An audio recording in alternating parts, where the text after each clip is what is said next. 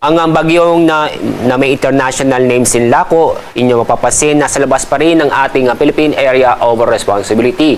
Napakalayo sa ating bansa, kung saan ang layo nito ay more than 2,500 kilometers silangan ng Visayas. Isa siyang super typhoon na kung saan ang lakas ng hangin malapit sa gitna nito ay umaabot sa 205 kilometers per hour.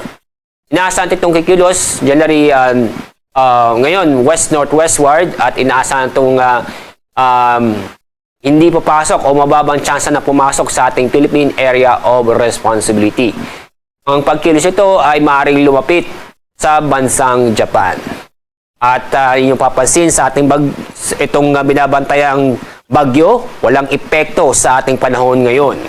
At kasalukuyan, maliwalas ang panahon ang ating naranasan sa buong bansa at wala po tayong na-monitor na malawakan o malalakas na pag-ulan.